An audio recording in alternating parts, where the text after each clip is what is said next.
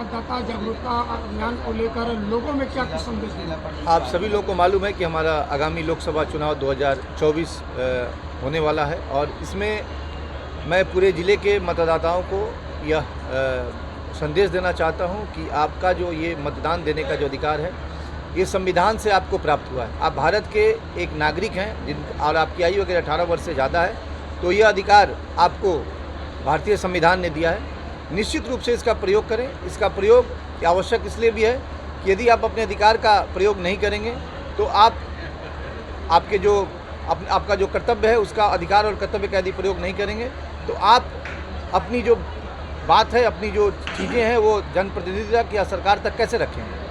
और जिन जनप्रतिनिधि को आप चाहते हैं कि वो आपके जनप्रतिनिधि बने तो निश्चित रूप से अच्छे जनप्रतिनिधि बनाएं और उनको अगर आप वोट अपना नहीं देंगे तो कैसे उनको आप चुन पाएंगे।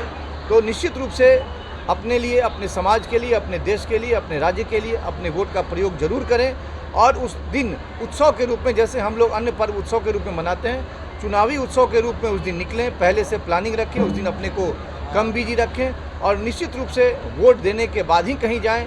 या यदि आप कहीं बाहर रह रहे हैं, किसी कारणवश कहीं गए हैं तो कोई आशंका अगर नहीं हो, कोई इमरजेंसी नहीं हो तो निश्चित रूप से उस दिन अपने घर पे रहें, अपने आवास पे रहें और वोट का प्रयोग करके ही कहीं जाएं। सर, वृद्ध मतदाताओं के लिए क्या कुछ व्यवस्था की जाएगी अलग से? नहीं, बूथ पे मतदाताओं के लिए आप सभी लोग जान रहे हैं कि शेड की व्यवस्था की जाएगी। अलग अलग महिलाओं और पुरुषों के लिए अलग पंक्तियों की व्यवस्था की जाएगी। साथ ही साथ हमारे जो दिव्यांगजन हैं या वृद्धजन हैं उनके लिए घर पे भी जाके मतदान दिलवाने की बात हुई है।